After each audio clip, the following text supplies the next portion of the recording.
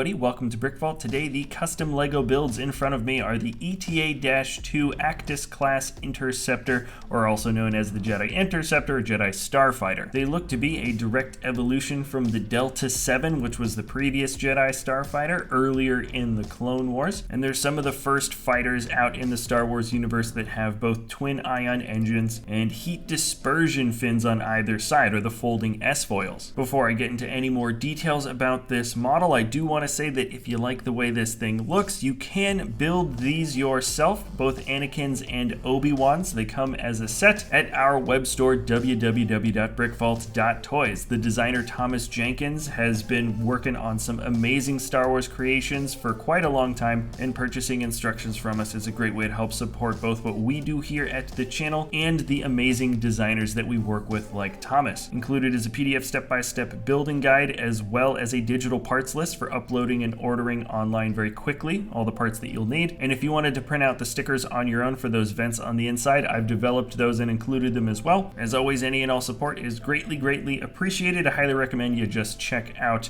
the web store if you haven't already, because there's just really cool creations to take a look at if nothing else. Now, okay, let's jump back into the Interceptor. When you look at it, it kind of does feel like a cut down version of the Delta 7. The body has been made a little bit thinner, the nose has obviously been cut short, and there's a lot less armoring around the cockpit. You can see that the front of the cockpit has a similar window pane style as the later TIE fighters, and of course the insides of the wings also share a lot of that same detailing as well. I don't know if the Interceptor was specifically developed for the Jedi or even the Delta 7 for that matter, but both fighters are built in a similar style in the sense that they're lightly armored and extremely fast and maneuverable, so basically the pilots with the best skills can take advantage of their agility and precision more than other ones. So it kind of makes sense that the Jedi would be flying these ships. All right, now that's my basic breakdown for this Starfighter. Hopefully you've had some time to see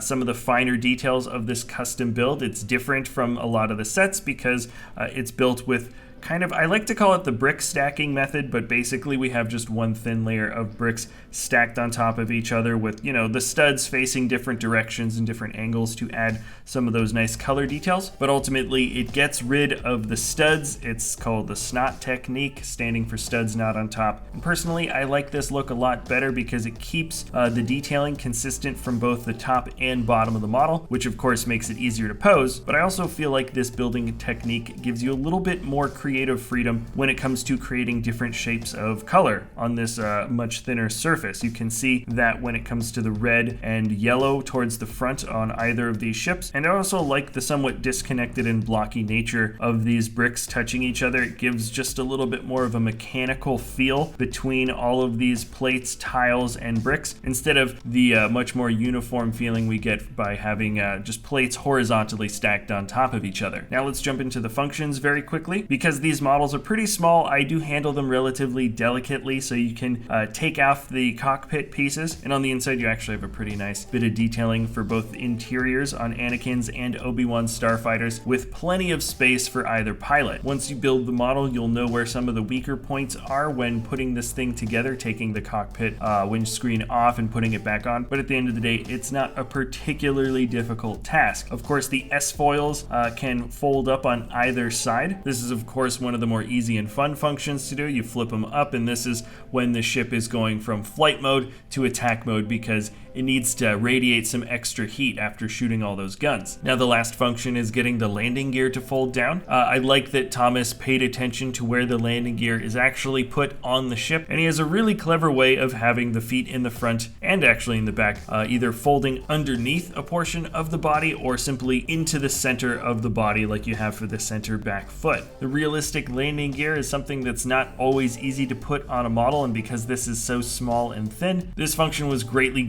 appreciated when we were putting this together. Now let's get to the handling section of this model. And I mean, you've already seen me handle these ships quite a bit, but let's just get into a couple more details. First, this is how the stand fits into the model itself. There are a series of little pegs, some narrow ones and some wider ones, that slip between some of those divots that you have on the bottom of the body. It doesn't doesn't actually stud into the ship based on how the bottom of the hull is designed. There's no real good studs to attach there. And then when you flip back over to the top, there is some extra armor plating that wraps around the edge of the cockpit, and they're essentially like a no-touch zone. They're each clipped in just by one little clip. They're kind of angled in, and then for the most part you can see that I'm just handling the model by the main egg shape of the cockpit. You can move and tilt those little wings up and down. There's not too many stud connections the thinner you go towards the front, so they can bend out of place a little bit easily. So essentially the main portion of this body, the middle chunk, is extremely strong, and because the rest of the model is so thin,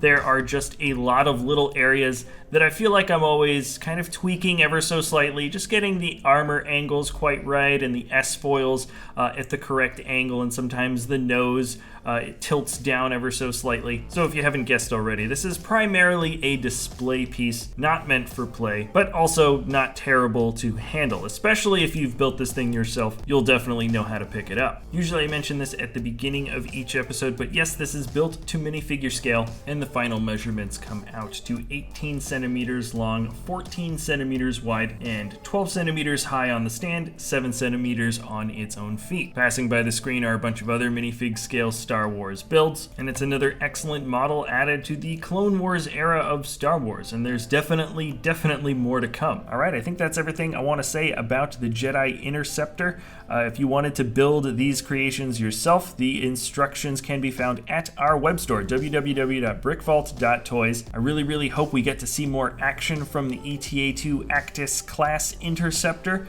when the last season of the Clone Wars comes out. And remember, if you enjoy our content, you can always like or subscribe. If you have any ideas on other types of custom builds you want to see us do in the future, please let me know in the comments below. And thank you so much for watching, everybody. We'll see you next time at BrickVault.